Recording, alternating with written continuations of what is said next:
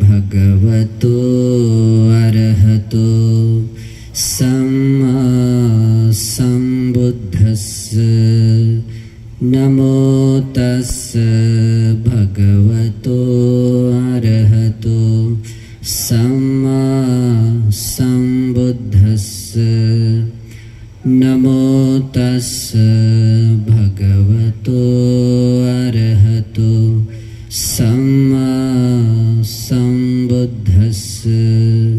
साधु साधु साधु। हवे मराठीत बोलतो नाही का, आम्हाला धर्मज्ञान देणारे अतिपूजनीय आमच्या गुरुभंतेजींना मी प्रथमतः अभिवादन करतो। स्टेजवर उपस्थित सदा पूजनीय महासंघाला अभिवादन करून अनुमती मागतो। श्रद्धावंत पुण्यवंत उपासक आणि उपासिकांनो, आज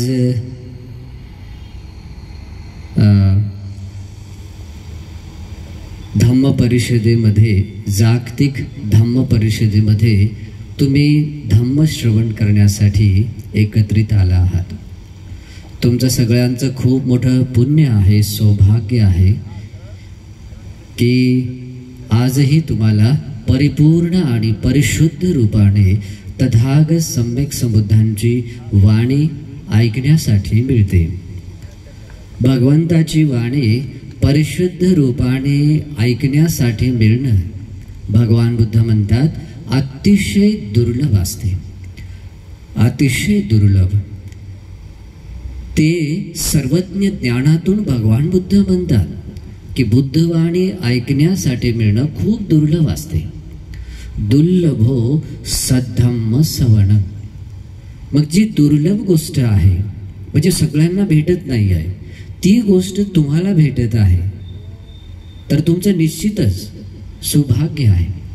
दुर्लभ गोष्ट लाभणारे जे लोक असतात ते खरंच पुण्यवान असतात, आणि तुम्ही ते लोक आहात, पुण्यवान लोक आहात, कारण आज तुम्ही इथे धम्म श्रवण करण्यासाठी एकत्रित जमला आहात। धम्म श्रवण करणे किती मोठं पुण्य आहे तुम्ही कल्पना करू शकत नाही, शब्द नाही त्याला। म्हणून भगवान बुद्ध असंही म्हणतात, कालेन धम्म सवणं एतं मंगलमुत्तमं। हे काय आहे?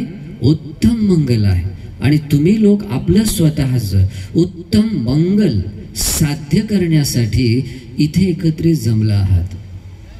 आणि म्हणून आपण अतिशय प्रसन्न व्हायला पाहिजे आणि प्रसन्नतेने धम्मश्रवण केलं पाहिजे, नाही का? मग आता आपण आताही धम्मश्रवण करूया। धम्मश्रवण फार सुंदर आहे। माझा विषय आहे बुद्ध शासनाचे पुनर्जीवन आणि बळकटीकरण, असा मला आयोजकांनी विषय दिला। त्यानुसार मी तुम्हाला आपल्या बौद्ध धम्माचे पुनर्जीवनाविषयीच तुम्हाला मी आज उपदेश देणार आहे। त्या अगोदर त्याविषयी थोडासा परिचय देतो। आपले शास्त्र, लोकनाथ, तथागत अर्हत सम्यक संबुद्धांनी 4 असंख्येय 1,00,000 कल्पापर्यंत 10 प्रकारच्या पारमिता, 10 उपपारमिता, 10 परमार्थ पारमिता, अशा 30 पारमिता समान रूपाने परिपूर्ण करीत त्यांनी गौतम बुद्धांच्या रूपाने त्यांनी जन्म घेतला आणि बोधिमंड वज्रासनावर विराजमान होऊन बसून त्यांनी सम्मा संबोधित ज्ञान प्राप्त केलं आहे। त्या वज्रासनावरच बसून भगवंताने आपल्या चित्तातील संपूर्ण राग, द्वेष, मोह समूळतः नष्ट केला आणि ते अरहंत झाले। भगवंताने सगळ्या प्रकारच्या विद्येला त्याने प्राप्त केला, कारण त्यांनी त्या प्रकारच्या सद्गुणांना धारण केलं, त्या प्रकारच्या धर्मगुणाला आपल्या जीवनामध्ये उतरवलं आणि त्या उत्तम विद्येला त्यांनी प्राप्त केलं. नाही का, भगवंताच्या विद्या अनंत आहेत, विद्याचरण संपन्न बनले. भगवान बुद्धांनी ज्या मार्गाने बोधिसत्व वाटचाल करून संबोधी ज्ञान प्राप्त करतात, त्या उत्तम मार्गाने, त्या सुमार्गाने भगवंताने वाटचाल करून ती उत्तम गती प्राप्त केली. म्हणून आपल्या भगवंताला आपण सुगत म्हणतो. सुगत. भगवान बुद्धांनी त्या बोधिमंड वज्रासनावर बसून सर्वज्ञ ज्ञानातून या संपूर्ण लोकाला, या लोकांच्या सगळ्या रहस्याला, त्यांचा समुदय, त्याचा निरोध आणि या सगळ्या लोकातून पलीकडे जाण्याचा मार्ग किंवा ते मुक्त झाले असे लोकविदू बनलेत. या सगळ्या देवता आणि मनुष्यांना धर्म मार्गामध्ये आणण्यासाठी ते अनुत्तर सारथी बनलेत. अतिशय करुणेने देवता मनुष्यांना भगवंताने धम्म शिकविला. म्हणून ते सत्ता देव मनुष्यानं म्हणजे देवता मनुष्यांचे गुरु बनलेत. भगवंताने त्या परम निर्वाणाला स्वतः अवबोध केला, स्वतः त्या निर्वाणाला प्राप्त केलं आणि इतरांना सुद्धा त्याच प्रकारचं निर्वाण प्राप्त करता यावं यासाठी त्यांनी हा धम्म दिला आणि म्हणून ते बुद्ध बनले.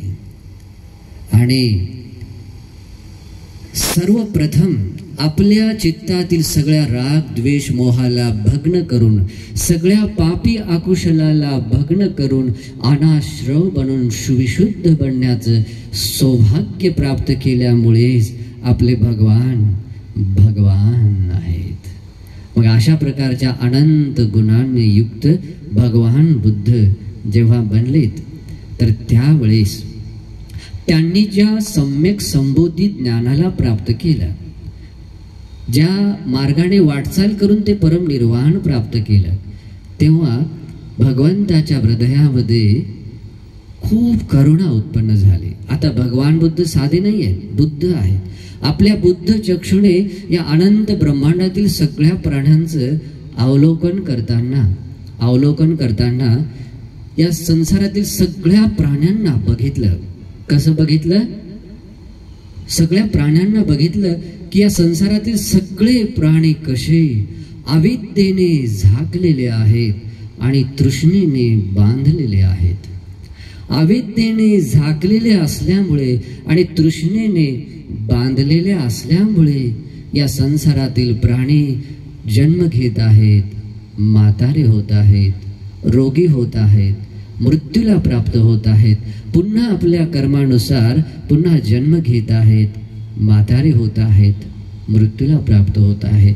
अशा प्रकारे भवचक्रामध्ये पडलेले आहेत. मग अशा भवचक्रामध्ये पडलेल्या लोकांना बघून आता भगवान बुद्ध काय आहेत? भगवंतांनी स्वतः आपल्या स्वतःच्या संपूर्ण भवसंस्काराला परिपूर्णतः नष्ट केलेला आहे आणि भगवंताने यासाठीच तर तो धम्म अवबोध केला. त्यांच्या येण्याचं प्रयोजन हेच होतं की लोकांना सुद्धा मी भव पार करून जाईल. मी तिन्नो अहं तारयेसामी, मी या भव संसाराच्या पार निघून गेलो आहे, भव पार झालो आहे आणि आता मी सुद्धा या संसारातील प्राण्यांना, देवता मनुष्यांना भव पार करून नेईल. बुद्धो अहं बोधयिष्यामि, मी बुद्ध झालो आहे. मी राग द्वेष मोहाला नष्ट करून अरहंत बनलो आहे आणि मी सुद्धा या अरहंत फळाचा बोध मी इतरांना करून देईल. भगवान बुद्ध म्हणतात, मी परिनिर्वाणाला प्राप्त झालो, मी स्वतः सगळ्या दुःखातून मुक्त झालो आणि मी या सगळ्या प्रजेला सुद्धा मुक्त करेल.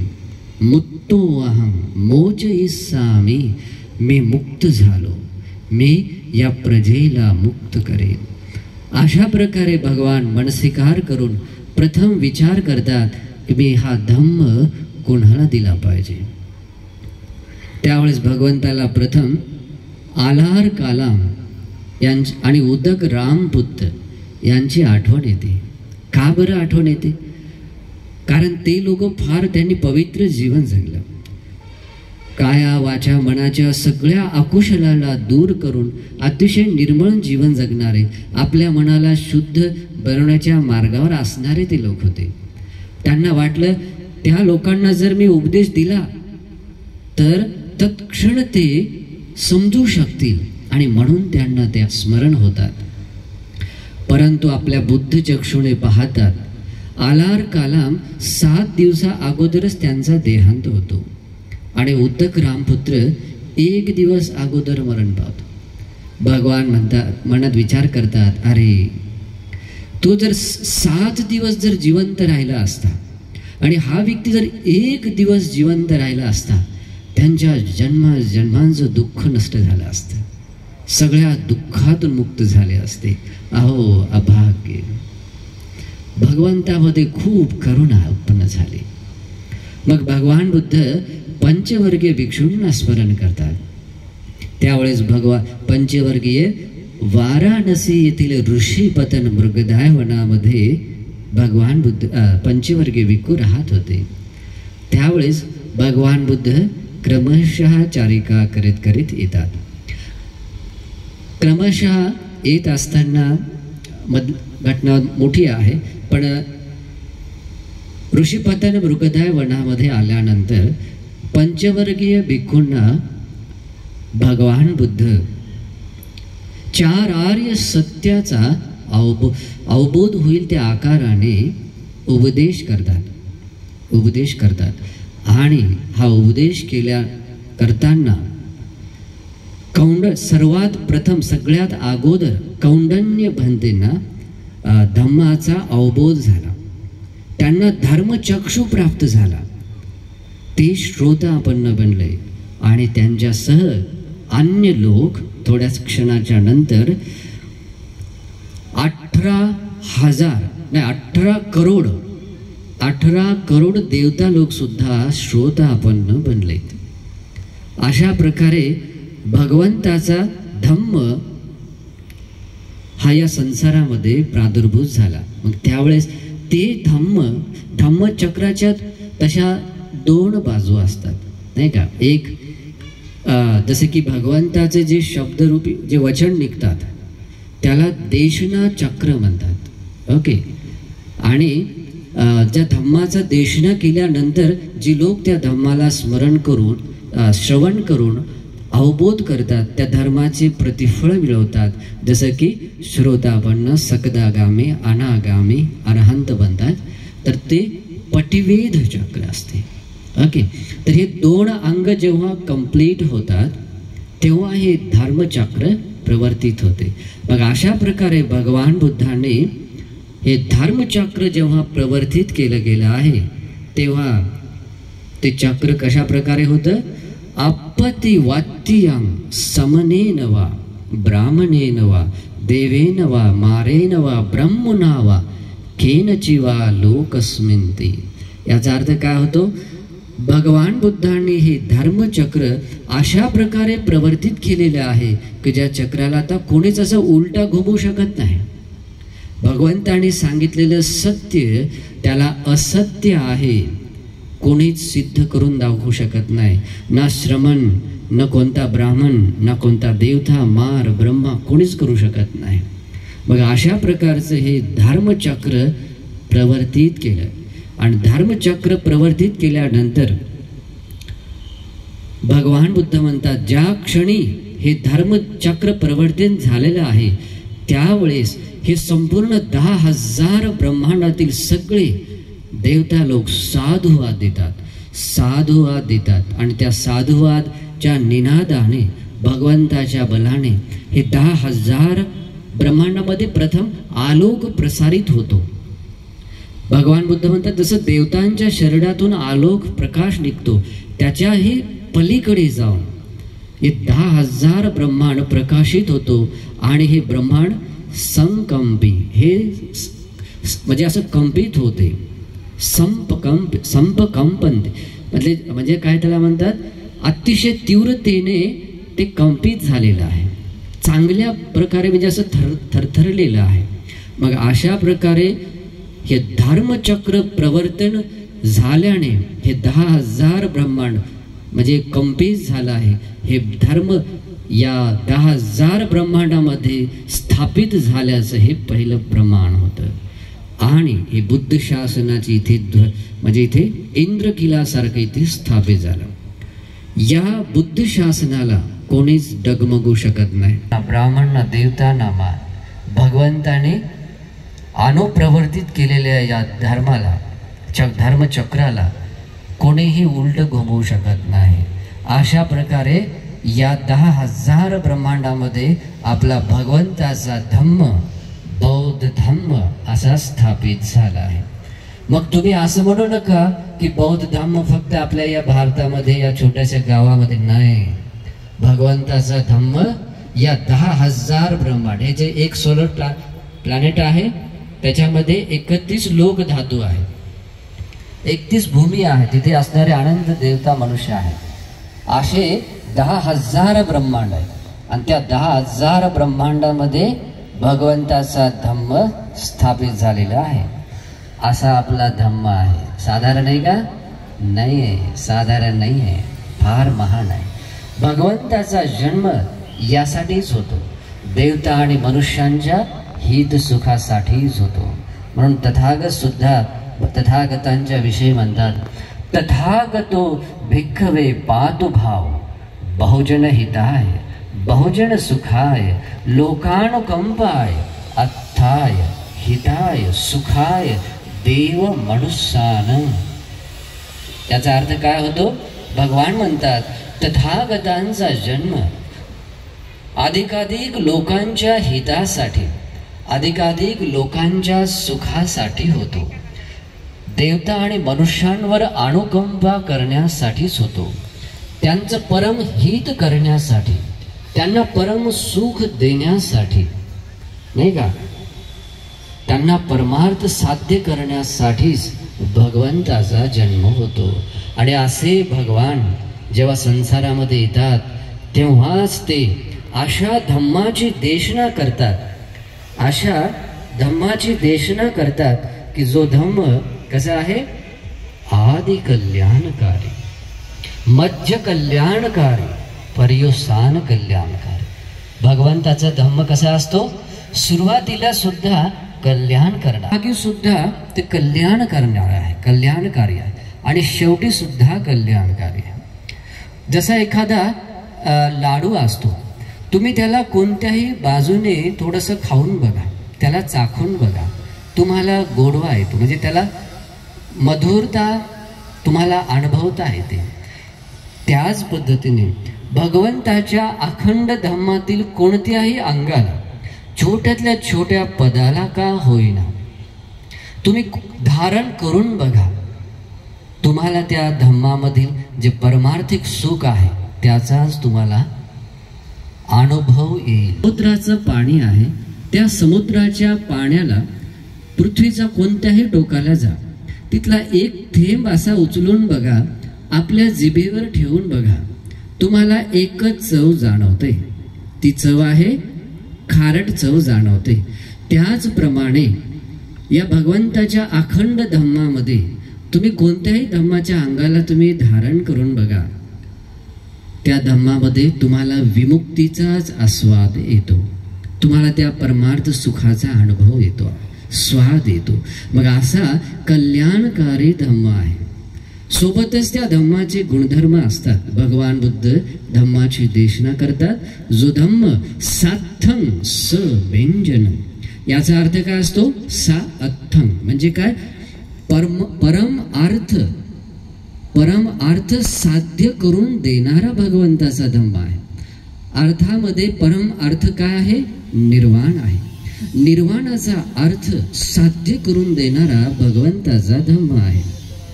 सव्यंजनम म्हणजे भगवंताने आपल्या सर्वज्ञता ज्ञानातून परिपूर्णरित्या स्पष्टीकरणासह तो धम्म सांगितलेला आहे. म्हणून त्याला म्हणतात सव्यंजनं.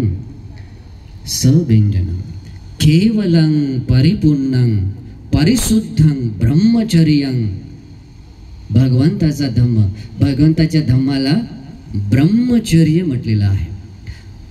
आपल्याला ब्रह्मचर्य म्हटलं तर एक शब्दार्थ माहित आहे. कसा की ब्रह्मचर्य म्हणजे सगळ्या म्हणजे कामसेवन करण्यापासून दूर राहणे. परंतु निर्वाणाच्या मार्गाला ब्रह्मचर्य म्हटलेलं आहे. भगवंताच्या धम्माला ब्रह्मचर्य म्हटलेलं आहे. तो ब्रह्मचर्य कसं आहे? केवलं परिपूर्णं परिशुद्धं. म्हणजे काय? एकांततः परिपूर्ण आहे आणि परिशुद्ध आहे. भगवंताच्या धम्माची विशेषता एकांततः परिपूर्ण आणि एकांततः परिशुद्ध. त्या धम्मामध्ये काहीच असं टाकता येत नाही आहे की हे जर गोष्ट त्यामध्ये ही कमी आहे, हे जर त्यामध्ये ॲड जर झाली तर हा परिपूर्ण बनेल. नाही, भगवंताच्या धम्मात तुम्हाला काही ॲड करता येत नाही आणि काही काढता पण येत नाही. नाही, ही थोडी अधिकची गोष्ट वाटते. काही लोक आज पण एकदम असे मूर्खपणासारखे बोलतात की नाही नाही त्या काळातील ते तसं होतं, आता आपण याच्यातलं काही काढलं पाहिजे, हे आता चालत नाही. नाही, भगवंताच्या धम्मामध्ये असे एक शब्द सुद्धा नाही आहे जो त्याच अतिरिक्त वाटेल. तो परिपूर्ण आहे आणि परिशुद्ध आहे. बघा, असा भगवंताचा धम्म जेव्हा धम्मचक्र प्रवर्तन सूत्राची देशना केल्यानंतर इथे स्थापित झाला तर हे 10,000 ब्रह्मांड त्याला साक्षी आहे. आणि आजही त्या बौद्ध धम्माची आणि आपल्या धम्माची साक्ष देणारे खूप साऱ्या गोष्टी आहेत. बुद्धगया येथील बोधिमंड वज्रासन, त्यावर विद्यमान असलेला बोधी वृक्ष, भगवंताचे धातू आणि भगवंताची ओळख असणारे हे चीवर, अर्हंत ध्वजा, हे या बुद्ध धम्माच्या अस्तित्वाचं प्रमाण आहे. आणि उपासक आणि उपासिकांनो, या प्रकारे भगवान बुद्ध महान करुणेने लोकांचे दुःख शांत करीत करीत लोकांचं जीवन सुखी बनवत विचरण करीत होते. विचरण करता करता 45 वर्ष लोटले. 45 वर्ष लोटले.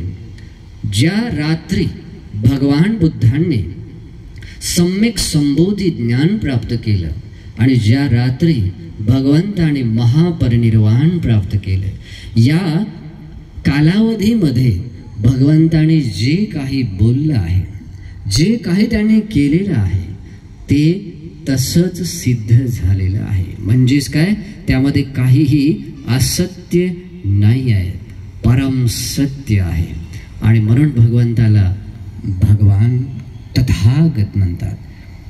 यथावादी तथाकारी, यथाकारी तथावादी.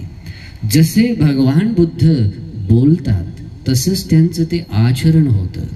जसं त्यांचं आचरण होतं त्याच पद्धतीने त्यांनी धम्माची देशना दिलेली आहे. आणि अशा प्रकारे 45 वर्षापर्यंत धम्माचा प्रचार करीत असताना हा बौद्ध धम्म हा विस्तारित झाला. आणि या भगवंताच्या धम्माला आणखी जनमानसापर्यंत, प्रत्येक पुण्यवान लोकांपर्यंत पोहोचवण्यासाठी भगवंताने भिक्षू संघाला एक आज्ञा दिली होती. चरत भिक्खवे चारिकम बहुजन हिताय बहुजन सुखाय. भगवान बुद्ध म्हणतात, भिक्षूंनो, तुम्ही बहुजनांच्या हितासाठी, बहुजनांच्या सुखासाठी विचरण करा. 2 भिक्षू लोक एका दिशेने जाऊ नका. 2 भिक्षू लोक एका दिशेने जाऊ नका. का? कारण अधिकाधिक लोकांपर्यंत तुम्ही गेले पाहिजे, अधिकाधिक लोकांपर्यंत पोहोचले पाहिजे. आणि भगवंताचे श्रावक ज्या दिशेला जातात, कधी कधी असंही होते की त्या दिशेला म्हणजे भगवंताचे श्रावक गेले, अर्हंत लोक गेले, म्हणजे भगवंताचा धम्म पण गेला आणि भगवान बुद्ध पण गेले. एकदा सारीपुत्त भांतेजी विषयी म्हणतात, ती घटना फार मोठी आहे, पण सारीपुत्त भांतेजी विषयी असं म्हणतात, सारीपुत्र, तू ज्या दिशेला जातोस, तू ज्या दिशेला विचरण करतोस, त्या दिशेला मला जाण्याची गरज नाही म्हणतात. मला जाण्याची गरज नाही म्हणतात. ओके. या प्रकारे धम्मचक्राला अनुप्रवर्तित करणारे धर्मसेनापती आपले अरहंत सारीपुत्त भांते होते. आणि त्याच प्रकारे त्यांचा भगवंताचा श्रावक संघ होता. या प्रकारे हा धम्म खूप लोकांपर्यंत पोहोचला. भगवंताच्या या धम्माचे 2 अंग असतात. एकाला म्हणतात विनय आणि दुसरा आहे धम्म. धम्म विनय या 2 अंगांनी युक्त बुद्ध शासन बनते. या 2 अंगांनी युक्त बुद्ध शासन बनते. आणि हा धम्म आणि विनय आज कुठे आहे? त्रिपिटकामध्ये उपस्थित आहे, विद्यमान आहे. त्रिपिटकामध्ये सुविशुद्ध रूपाने विद्यमान आहे. त्या त्रिपिटकामध्ये एक शब्द सुद्धा, एक विलांटी उकार सुद्धा चुकीचा नाही आहे. तुम्ही इमॅजिन करू शकत नाही ती बुद्धवाणी किती सुविशुद्ध रूपामध्ये आहे. ते होण्यापाठीमागे कारण होतं. जेव्हा भगवंताचं परिनिर्वाण झालं, भगवान बुद्धांची परिनिर्वाण झालेली काया कुशीनगर येथील उपवदन उद्यानामध्ये 2 शाल वृक्षांच्या मध्ये अशी पडलेली होती. आणि त्यावेळेस एक सुभद्र नावाचा परिव्राज्य, म्हणजे सुभद्र नावाचा नवीनच झालेला एक भिक्षू होता. आता भगवान बुद्ध परिनिर्वाणाला प्राप्त झाले ही वार्ता जे लोक ऐकत होते त्या लोकांना तो शोक आवरत नव्हता. त्यांच्या हृदयातून शोक प्रकट होत होता, दुःख होत होतं. भगवान बुद्ध एवढे प्रिय होते. का प्रिय होते? बघा, साधारण कोणी व्यक्ती तुमचं दुःख दूर करणारा कोणी असेल त्या व्यक्तीविषयी किती प्रेम येते. जसे तुमचे आई वडील असतात, तुम्हाला कधी दुःखी होऊ दिलं नाही, तुमच्या जीवनातील प्रत्येक संकटाला दुःखाला दूर करण्याचा प्रयत्न केला, तुम्हाला सुखी बनवण्याचा प्रयत्न केला, त्या माता पिताविषयी किती प्रेम असते बरं. पण भगवान बुद्ध तुम्हाला फक्त एका जन्मातील आणि या छोट्या छोट्या टेम्पररी दुःखातून मुक्त नाही करत. या अनंत संसारामध्ये जेवढेही दुःख आहे, या सगळ्या दुःखाला समूळतः नष्ट करून तुमचं जीवन सुखी आणि धन्य बनवणारे भगवान.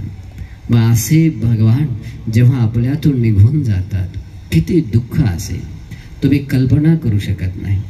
तुम्ही महापरिनिर्वाण सूत्र जर अभ्यासलं, दीघनिकायामध्ये आहे, ते वाचता तुमचे असे रोम उभे होते नाही का, आणि अनावर होतात अश्रू. अशा प्रकारची घटना आहे. तर प्रत्येक व्यक्तीला अशा प्रकारचं दुःख होतं. जे अरहंत होते ते संवेग प्राप्त करत होते आणि बाकीचे लोक आपल्या अश्रुमुखाने म्हणजे शोक व्यक्त करत होते. असं असताना तो सुभद्र भिक्खू त्या रडत असलेल्या भिक्षू लोकांना म्हणतो, आयुष्यमानांनो, रडू नका. आपण श्रमण गौतमाच्या पासून मुक्त झालो, आपल्याला सुटका भेटली. ते आपल्याला म्हणत होते की असं करू नका, तुम्ही असं करा, तुमच्यासाठी हे करणे योग्य आहे, हे करणे अयोग्य आहे. आता आपल्याला असं म्हणणारं कोणी नाही आहे. आता आपल्याला जिथे जायचं, जे करायचं ते आपण करू. आपण मुक्त झालो. मग मुक्त झालो तर शोक करण्यासारखं नाही आहे. बघा, या गोष्टीला जवळच अरहंत महाकाश्यप भंतेजी ऐकत होते. ऐकता क्षणीच त्यांच्या हृदयामध्ये खूप संवेग उत्पन्न झाला. अरे, भगवान बुद्ध परिनिर्वाण प्राप्त होऊन जास्त वेळ पण झाला नाही, त्यांचे आजही शरीर विद्यमान आहे. असं असतानाच हा मूर्ख व्यक्ती असा म्हणत आहे की आपण त्यांच्यातून मुक्त झालो. जे वाटेल ते आपण करू शकतो आता. म्हणजेच जे विनय आहेत ते पालन केले नाही केले तरी काही हरकत नाही. जो धम्म आहे तो समजला कसा केला तरी काही हरकत नाही. अरे ही धम्माला हानी पोहोचणारा व्यक्ती आहे. अशा लोकांची संख्या जर वाढली तर हे धम्माच्या विनाशाला कारण बनतील. अशा लोकांची संख्या जेव्हा समाजात वाढेल तेव्हा हे बुद्ध शासनाच्या विनाशाला कारण बनते. नाही, लोकांच्या हितासाठी जो धम्म आहे तो धम्म काय आहे याचं आपण संगायन केलं पाहिजे. लोकात काही संभ्रम राहू नये. जो विनय आहे त्या विनय काय आहे याचं सुद्धा संगायन करायला पाहिजे. नंतर काही संभ्रम राहू नये. नाहीतर लोक भगवंताने सांगितलेल्या विनयाला हा विनय नाही आहे असं म्हणू शकतील, किंवा मोठ्या विनयाला छोटा विनय म्हणतील, छोट्या विनयाला मोठा विनय म्हणतील, धम्माला अधम्म म्हणतील, अधम्माला धम्म म्हणतील. तर अनर्थ होईल. जेव्हा कधी असे लोक संसारात येतात तेव्हा या बुद्ध शासनाला धम्माला ग्लानी येते, अनर्थ होतो, नाही का. मग जेव्हा एक छोटंसं कारण पाहता क्षणीच या धम्माला कोणी हानी पोहोचू नये यासाठी अरहंत महाकाश्यप बनते तत्क्षण डिसिजन घेतात की मी या धम्म आणि विनयाचं संगायन केलं पाहिजे. आणि त्याच्यानंतर भगवंताचं महापरिनिर्वाण झाल्याच्या नंतर त्यांचा अग्नी संस्कार होतो, धातूंचं निधान होते, चैत्य स्तूप बनल्या जाते. त्याच्यानंतर 3 महिन्याच्या कालावधीत आता आनंद भंतेच्या शिवाय संगायन करणं एवढं सोपं पण नाही. कारण बुद्ध वाणीला पूर्ण संचित ठेवणारे आनंद भंतेजी, आणि ते आणखी काय होते, सेख होते, म्हणजे श्रोतापन्नच होते, अरहंत झाले नव्हते. मग ते म्हणतात की बघा एवढा काळ आहे आणि तेवढ्या काळामध्ये तुम्ही जर अरहंत झाले तर याच्यामध्ये संमिलित व्हा. आता एक मात्र आनंद भंतेची विषयी एक भविष्यवाणी केलेली आहे. बघा भगवान बुद्ध जेव्हा परिनिर्वाण प्राप्त होणार होते त्याच्यावर शयनस्थ असताना आनंद भंते थोडे दूर जातात आणि एका खुंटीला असं पकडून ते रडतात, शोक करतात आणि शोक करता त्यांना अनावर होते की भगवान मला सोडून जात आहेत, नाही का. तर भगवान बुद्ध तर कारुणिक आहेत आणि त्यांना म्हणतात, भिक्षूला म्हणतात आनंद कुठे आहे, तर ते म्हणतात की त्यांना बोलवा. तर आनंद भंतेजी जवळ जातात आणि त्यांना ते बोलवतात. आता सगळं भगवंताला माहीत राहते, पण भगवान बुद्ध आनंदला म्हणतात, आनंद तू रडू नकोस, तू भगवंताची अतिशय मैत्रीने स्नेहाने सेवा केली आहे. तथागतांची सेवा केल्याने तुझी ही सेवा कधी व्यर्थ जाणार नाही. तू फार पुण्यवान आहेस. थोडासा प्रयत्न कर, तू अरहंत होशील. थोडासा प्रयत्न कर, अरहंत होशील. आता ही भविष्यवाणी आनंद विषयी होती आणि आनंद सगळ्यात जास्त बुद्धवाणीला संचित करणारे होते. मग असे आनंद बनते धम्म भांडागारिक असताना मग त्यांना संगायनामध्ये संमिलित करणं अनिवार्य होतं. त्यांना कार्यकाळ दिला. ते 3 महिन्यामध्ये खूप मेहनत करत होते. आता उद्याचा दिवस आहे, एकच दिवस राहिला. रात्रभर त्याने चंक्रमण करून ध्यानाला बसून खूप मेहनत घेतली. रात्रीचा अंतिम प्रहर लोटत असताना ते जस्ट असे आपल्या आसनावर बसतात आणि थोडासा पाठीला विश्राम देण्यासाठी असे आपले पाय वर करून असे थोडं लेटण्यासाठी प्रयत्न करतात. आणखी पाय पण असे जमिनीला टेकले नसतात, डोकं पण असं म्हणजे उशीवर टेकलेलं नसते, म्हणजे थोडंसं वरच असते. आणि त्या क्षणामध्ये आनंद बनते, अरहंत बनतात. आश्चर्य स्थितीमध्ये भगवंत आनंद भंतेचे चरण पण आणखी म्हणजे पृथ्वीवर पण नव्हते, डोकं पण पृथ्वीवर नव्हतं, टेकलेलं नव्हतं. आणि त्या स्थितीमध्ये ते अरहंत होतात. आणि अरहंत झाल्यावर बरोबर त्यांना एक स्मरण होते अरे भगवंताने खरंच म्हटलं होतं, आनंद तू शोक करू नकोस, तू थोडासा प्रयत्न कर, अरहंत निश्चित बनशील. आणि खरंच भगवंताचं वचन परम सत्य आहे, मी अरहंत झालो आहे. आणि अशा प्रकारे आनंद बनते. त्या धम्मसंगीतीमध्ये जे अजाशत्रूने सहयोग करून आयोजित केलेली धम्मसंगीती धम्म परिषद होती. अरहंत महाकाश्यप बनते त्यांचे अध्यक्ष होते आणि खूप सारे अरहंत लोकांनी युक्त ते 500 अरहंत लोक होते. त्याने धम्म आणि विनयाचं संगायन केलं. संगायन करण्याच्या अगोदर विनयाचं संगायन केलं. का विनयाचं केलं? विनय फार महत्वाचा असतो. भगवान बुद्धाने म्हटलेलं आहे विनयाच्या बाबतीमध्ये, विनयो नाम बुद्ध शासनस्य आयु. विनय काय आहे? बुद्ध शासनाचं आयुष्य आहे. भिक्षू लोकांचा, भिक्खुणी लोकांचा, उपासक उपासिकांचा विनय काय आहे? बुद्ध शासनाचं आयुष्य आहे. विनय ठितं बुद्ध शासनस्य ठितं नाम होते. विनय जर स्थित झाला तर बुद्ध शासन स्थापित झाल्यासारखं, स्थापितच होतो, झाल्यासारखं नाही, विनय धम्म स्थापितच होतो.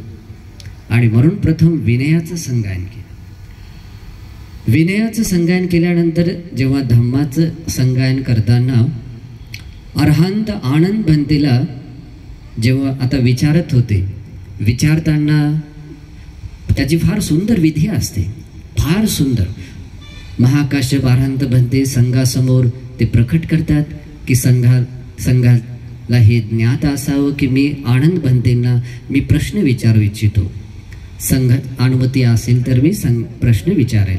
अशा पद्धतीने 3 वेळेस म्हटल्या जाते. संघ मौन राहिला, त्याचा अनुमती आहे ग्रहण धरले जाते. त्यानंतर प्रश्न विचारल्यानंतर आनंद बनते सुद्धा तशाच प्रकारे संघासमोर हात जोडून म्हणता की मला यांनी प्रश्न विचार, मी या विचारलेल्या प्रश्नांचं उत्तर देईल. काय संघाची परंपरा आहे, आदर्श परंपरा. म्हणूनच बौद्ध परंपरेतील आजही भिक्खू लोक बघा, इथे बसल्यानंतर प्रत्येक व्यक्ती भिक्खू संघाची प्रथम अनुमती घेतो आणि नंतर देशना करतो. तर सगळे देवता आणि मनुष्य अरहंत सगळे लोक प्रतीक्षा करत होते की आनंद बनतेच्या मुखातून प्रथम धम्म वचन कोणतं निघेल, काय सांगतील. आश्चर्य गोष्ट होती. तर त्यावेळेस आता ते कुठूनही सुरुवात करू शकले असते. त्यांनी म्हटलं असतं की असं असं मला माहिती आहे, असं असं धम्म आहे. पण त्यांनी सुरुवात कशी केली माहिती आहे? धम्मात सांगताना एवं मे सुतं एकं समयं भगवा एवं मे सुतं, अशी धम्मा सांगतानाची सुरुवात केली. बघा सगळ्या सूत्राची सुरुवात अशीच आहे, एवं मे सुतं. याचा अर्थ काय होतो? असे मी भगवंताच्या श्रीमुखातून ऐकले आहे. त्यांनी स्वतःचं काही म्हटलं आहे का? नाही.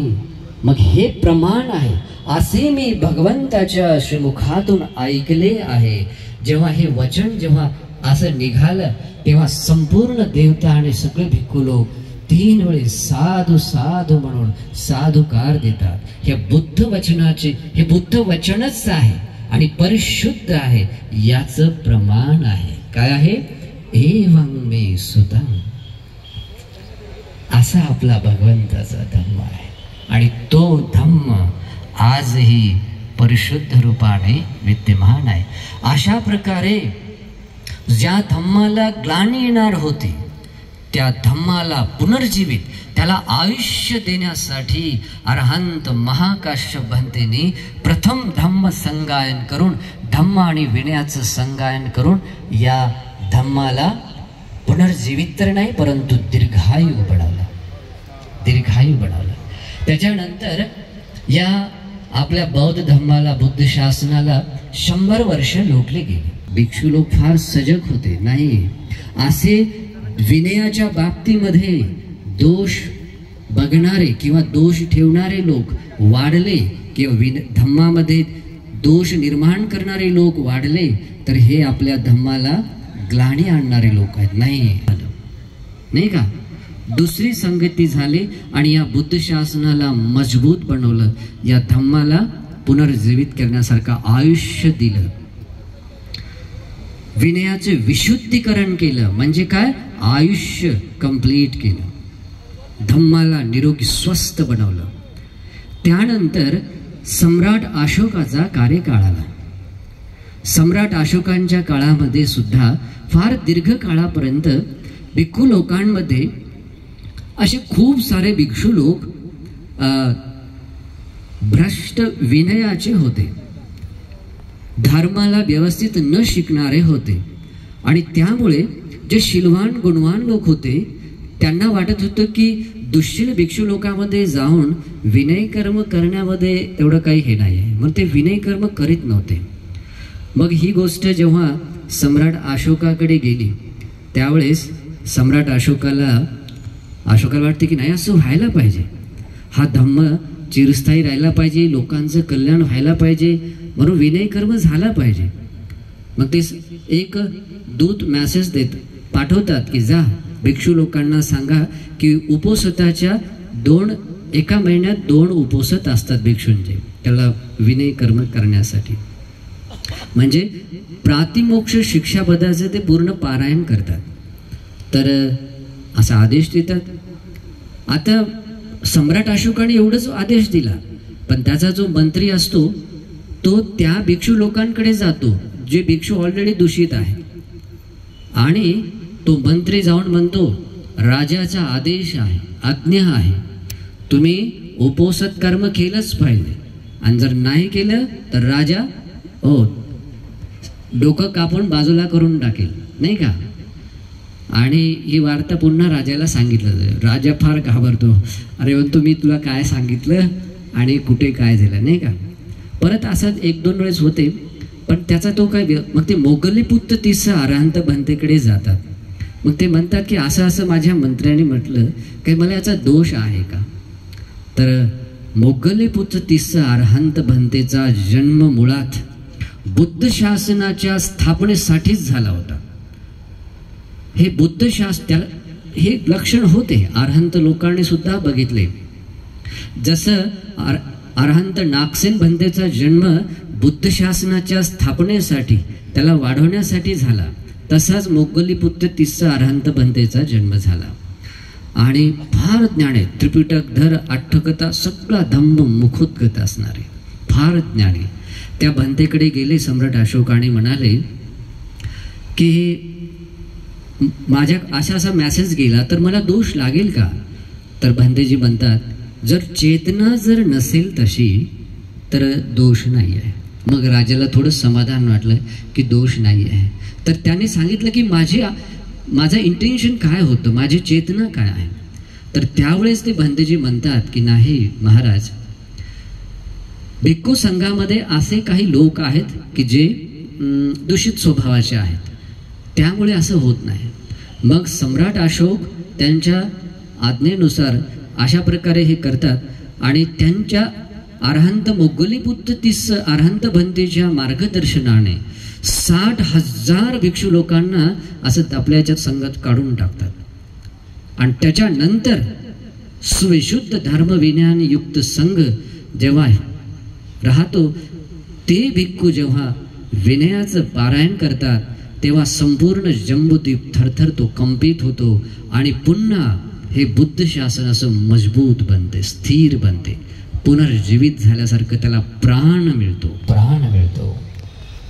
आणि मग त्यानंतर मोगलीपुत्र तिस्स अरहंत भंते विचार करतात, असेच भिक्खू लोक जर विनयाला अविनय समजणारे, धम्माला अधम्म समजणारे, अधर्माला धर्म समजणारे लोक जर वाढतील तर हे बुद्ध शासनाला हानी पोहोचवणारे लोक राहतील. नाही, असे लोक वाढता कामा नये.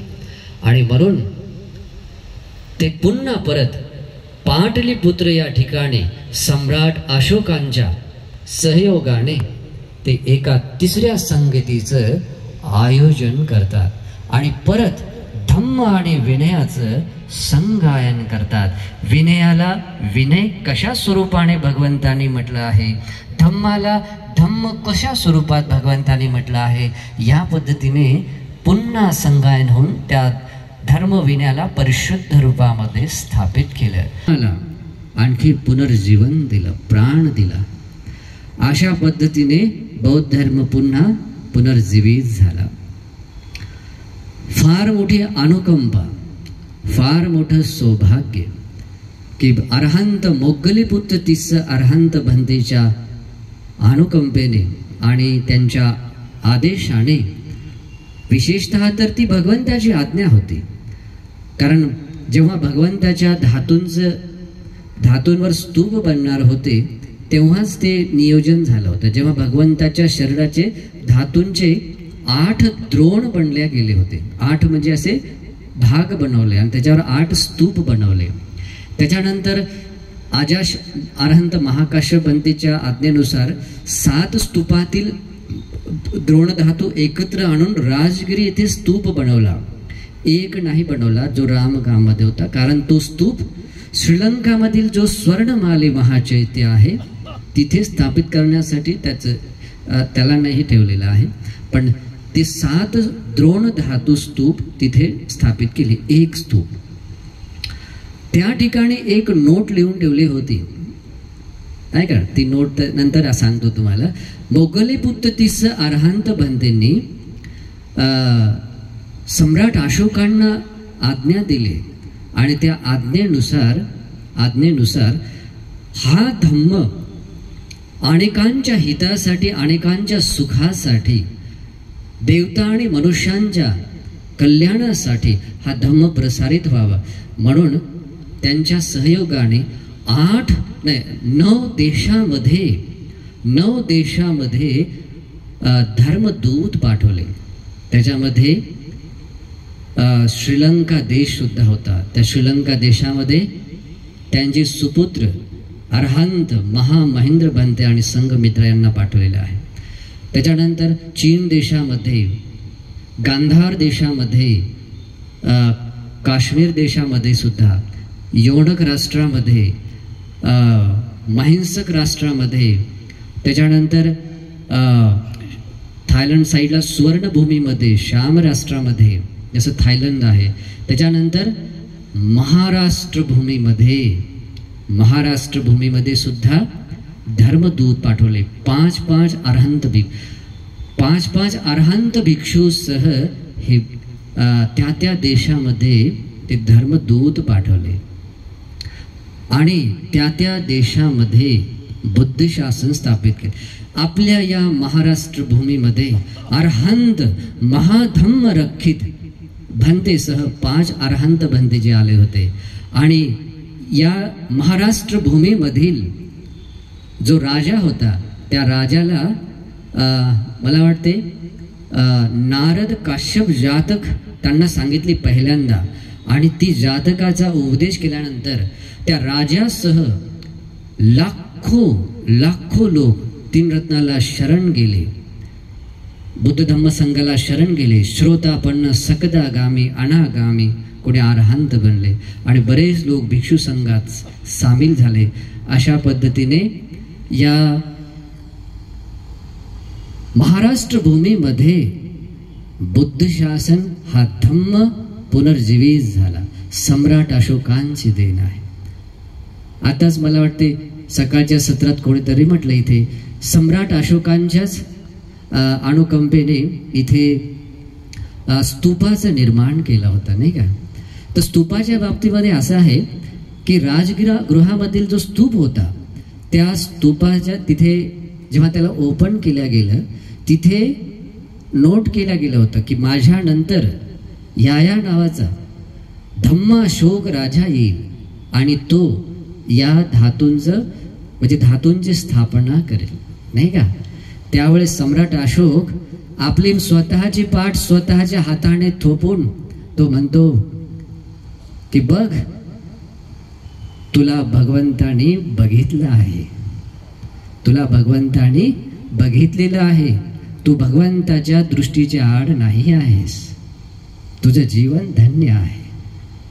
तुला हे महान कार्य सोपवण्यासाठी भगवंताने सांगितलं आहे. आणि असं स्वतःची पाठ थोपून अतिशय आनंदाने सम्राट अशोकाने 84,000 स्तूपाची निर्मिती केली. त्या 84,000 स्तूपामध्ये भगवंताचे धातू स्थापित करून सुविशाल असे स्तूप निर्माण करून बुद्ध शासनाची सेवा केली आणि हे बुद्ध शासन आणखी मजबूत बनवलं. त्याच्यानंतर असाच कार्यकाळ लोटत असताना अरहंत नागसेन पंथेचा काळ आला. त्यानंतर सुद्धा बुद्ध शासन बरंच चिरकाली झालेलं आहे. अरहंत मिलिंदराज नंतर अरहंत बनले, त्यांचा सगळा परिवार अरहंत बनला. तर सगळे त्या लोकांनी बुद्ध शासनाची सेवा केली. अशा पद्धतीने 500 वर्ष या जंबद्वीपामध्ये बुद्ध शासन अतिशय सुंदर आणि व्यवस्थितपणे राहिलं. लोकांनी सुद्धा या बुद्ध शासनातून आपलं मंगल करून घेतलं. भगवंताच्या धातूंची, बोधिवृक्षांची, साक्षात भगवान बुद्धांची पूजा वंदना केल्या समान भावना ठेवून त्याची वंदना केली आणि आपल्या जीवनामध्ये महान पुण्य संचित केलं, आपलं मंगल करून घेतलं. भगवंताचा धम्म असा लोककल्याण करणार आहे. दिवस लोटता लोटता धम्माचा द्वेष करणारे, अधर्मामध्ये आसक्ती ठेवणारे धर्मद्वेषी लोकांचा प्रादुर्भाव झाला आणि बुद्ध धम्माचा विनाश करण्यासाठी अनेक लोकांनी प्रयत्न केले. त्याच्यामध्ये आता नाव सांगितलं तर लोकांना उगाच मन दुखेल, नाही का. उत्तर भारतातून काही पर्टिक्युलर समाजाच्या लोकांनी, जातीच्या लोकांनी बुद्ध धम्माचा विनाश करत करत आले. दक्षिण भारतातून मध्य भारतापर्यंत बुद्ध धम्माचा विनाश करत आले. आपले विहार कन्व्हर्ट केले त्यांच्या त्यांच्या पूजा स्थानामध्ये. मी आता त्यांचं नाव घेत नाही, ओके, इतिहास साक्षी आहे. परंतु धम्म कोणाचं मन दुखवत नाही, परंतु तसंच झालेलं आहे. परंतु हा धम्म कायम राहिला वेगवेगळ्या ठिकाणी, नाही का.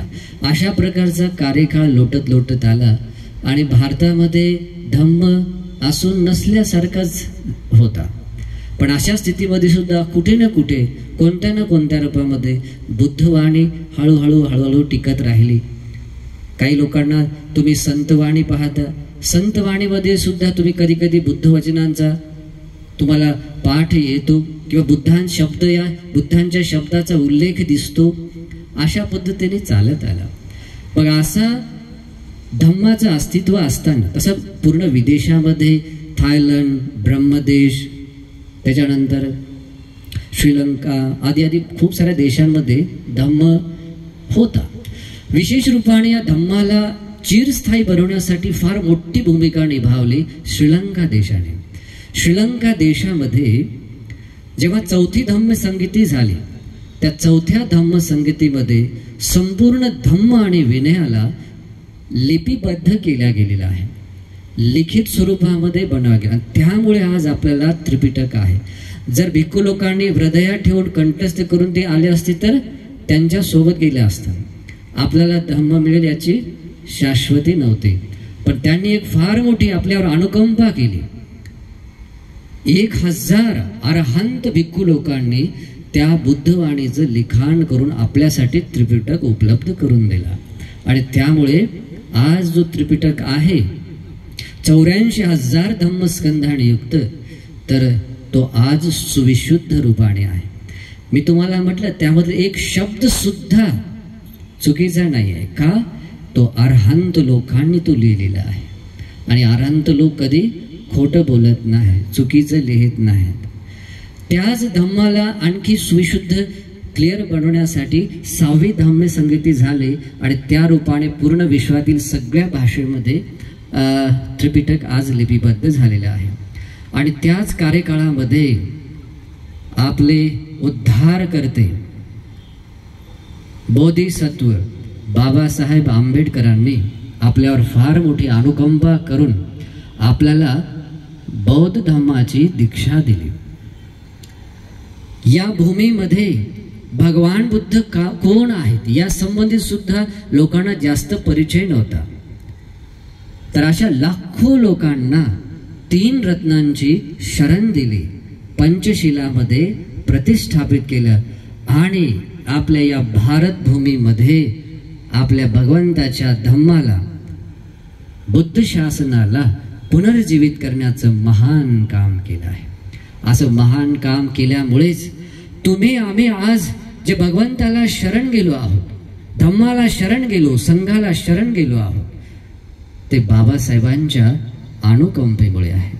बाबासाहेबांच्या उपकारामुळे आज आपण इथे बौद्ध म्हणलो आहोत. आज तुम्ही जे असा भिक्खू संघ पाहत आहे, आज त्यांची देण आहे.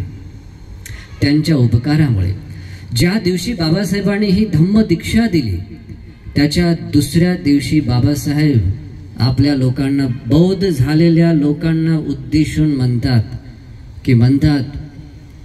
मी तुम्हाला हा जो बौद्ध धम्म दिलेला आहे, तो बौद्ध धम्म तुमच्या गळ्यामध्ये असलेलं मडकं अडकून दिलेलं नाही आहे, तुमच्यावर जबाबदारी दिलेली आहे.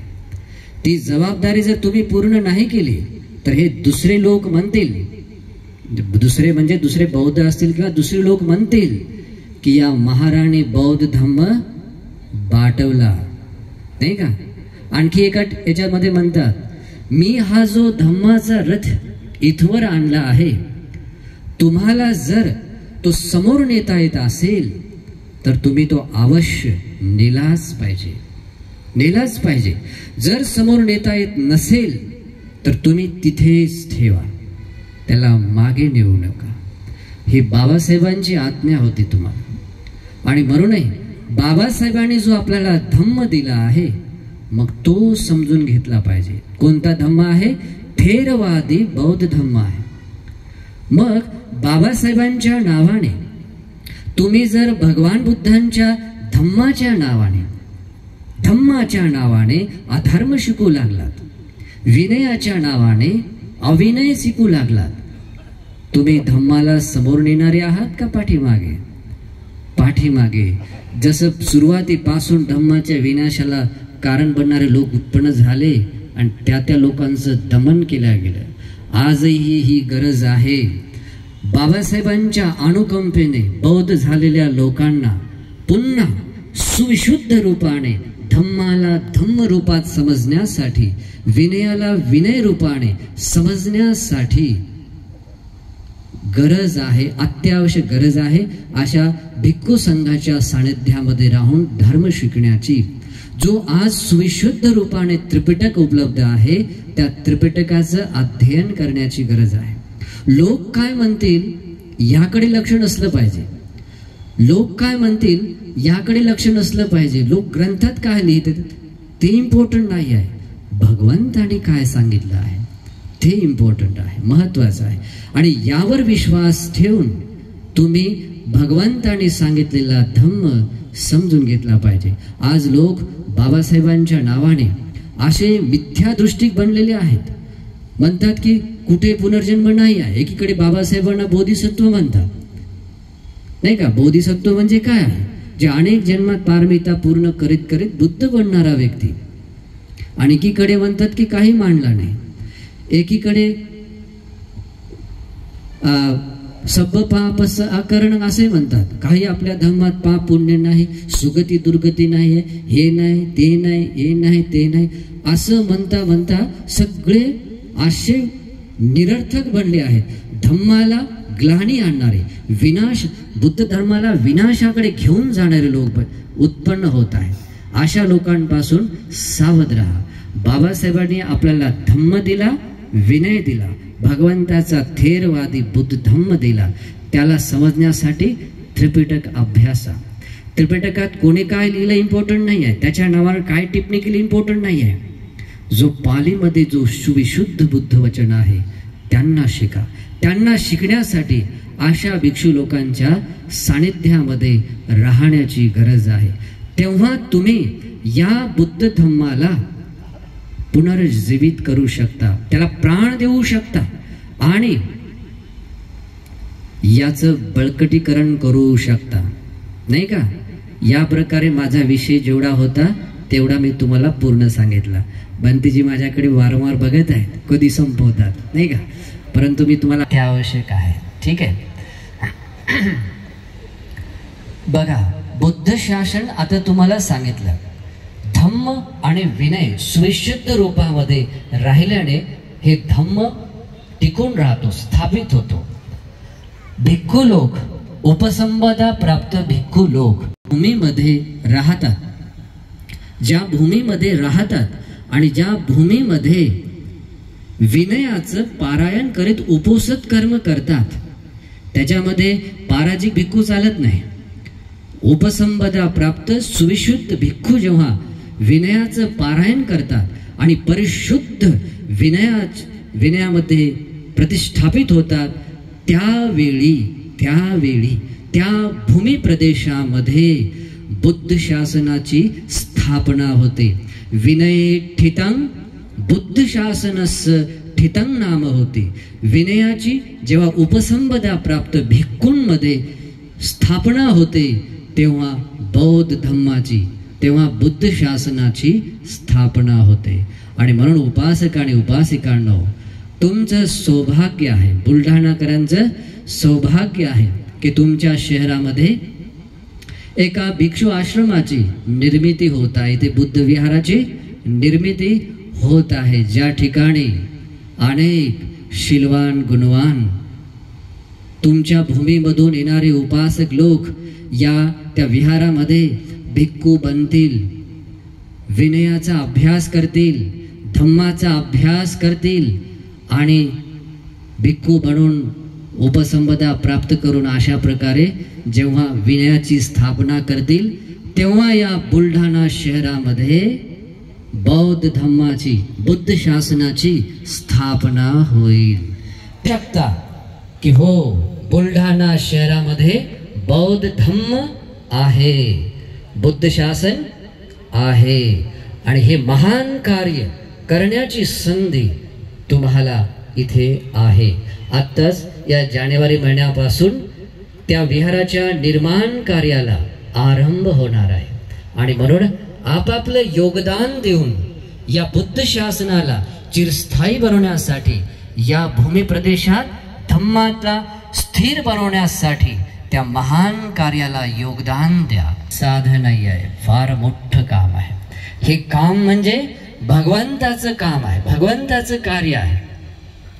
तुम्ही जर इथे भिक्षू संघाची सेवा करत असाल, संघाला राहण्यासाठी, धर्म विनय अभ्यासण्यासाठी सुविधा निर्माण करून देत असाल, बुद्धांचं काम करणारे, तुम्ही धम्माचं महान काम करणार, सेवा करणारे बनतात आणि यातून तुम्ही जे पुण्य मिळवता इमॅजिन करू शकत नाही तुम्ही काय मिळू शकता.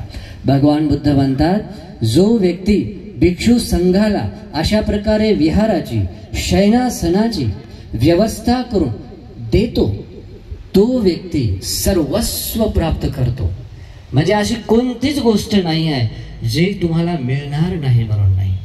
सगळं काही मिळते, सगळं काही मिळते. तुम्हाला परम श्रेष्ठ कल्याण मित्र मिळतात. अशा कल्याण मित्रांच्या सहवासामध्ये राहून या सगळ्या बुलढाणातील सगळ्या लोकांचं तुम्ही कल्याण करू शकता. कपडे घातलेले लोक वाढणे म्हणजे नाही, अशा प्रकारे संघाची सेवा करणे, संघाची अशी स्थापना करण्यास तुम्ही जर योगदान देत असाल तर तुम्ही धम्माची सेवा करणारे, धम्माचा प्रचार करणारे तुम्ही बनता. अशा प्रकारे तुम्ही या बुद्ध शासनाला, बौद्ध धर्माला पुनर्जीवित केल्यासारखा प्राण देणारे बनता आणि या धम्माचं बळकटीकरण करणारे बनता. तुमच्यातला एक शेवटचा सदस्य का असेना, जर तो स्थिर रूपाने 3 रत्नांच्या प्रती श्रद्धावान आहे, श्रद्धावान बनला आणि पंचशिलाचं पालन करू लागला, त्या एका व्यक्तीच्या अस्तित्वाने सुद्धा धम्माचं अस्तित्व राहू शकते. त्याला जर एक बुद्धवचन, एक सूत्र गाथा सुद्धा कंठस्थ असली अर्थासह आणि तो जीवनात उतरू लागला तर तेवढ्या मात्रतेने सुद्धा पर्यत्ती शासन टिकून राहते, त्याचं आचरण करू लागला, पटिपत्ती शासन टिकून राहते आणि त्याचं आचरण करीत धम्माचं प्रथम फळ जरी मिळू शकला, श्रद्धानुसारी बनला, धम्मानुसारी बनला, तो व्यक्ती पटिवेद शासनाला जिवंत ठेवतो. अशा प्रकारे त्रिविध परियत्ती पटिपत्ती पटिवेद शासन रूपाने तुम्ही या बौद्ध धम्माला मजबूत बनवू शकता, बळकट बनवू शकता. बरोबर. मला जो विषय दिला होता बौद्ध धम्म, त्यांचं पुनर्जीवन आणि त्याचं बळकटीकरण, ते कसं करावं मी तुम्हाला अतिशय सुंदर पद्धतीने सांगितलेलं आहे. हा उपदेश जर तुम्ही समजून घेतला, तुम्ही स्वतःचं मंगल करू शकाल.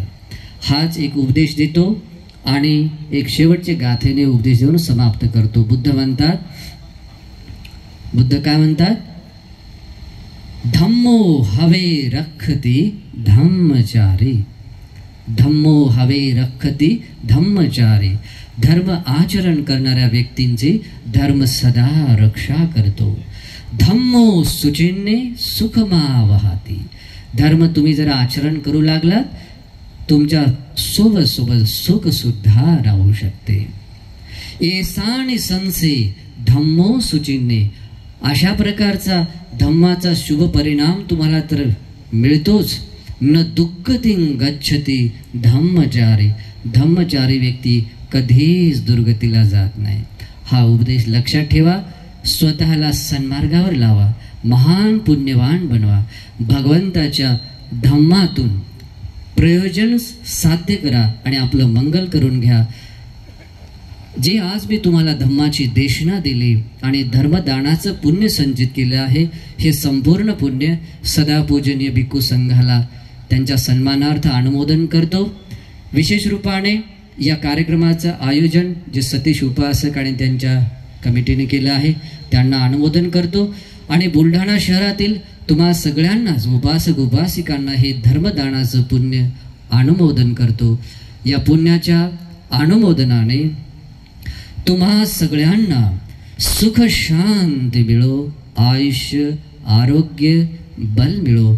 तुम्हा सगळ्यांचे इच्छित संकल्प पूर्णत्वास जाओ.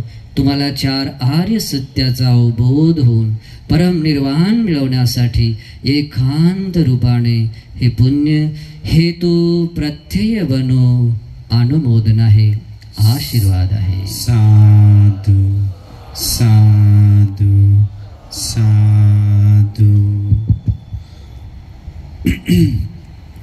तो बहुत सुंदर से गुणानंद बंत जी आप लोग को बताएं, तो उनको बहुत पुण्य अनुमोदना करते हैं. बुद्ध शासन कैसे शुरुआत से लेके अभी तक लेकर सारांश में बहुत सुंदर से बताएं. भगवान बुद्ध का परिनिर्वाण से लेके ये बाबा साहेब अम्बेडकर जी तक जैसे जैसे जैसे सारांश में बताना था, आप लोग सीख गए कि कैसे सम्राट अशोक के समय, उसके बाद कैसे नागसेन अरहंत बंत जी के समय मिलिंद प्रश्न सुने, कैसे इसके बाद इस समय इस युग में आदि हर एक बात को, श्रीलंका का समय आदि, बर्मा आदि कैसे धर्म आया है, तो शॉर्टकट में बताकर बुद्ध शासन क्या है और कैसे आगे ले जाएं उसके बारे में बताएं. इसके लिए उनको बहुत बहुत धन्यवाद देते हैं, बहुत पुण्य अनुमोदना करते हैं. अभी हम लोग निमंत्रण करते हैं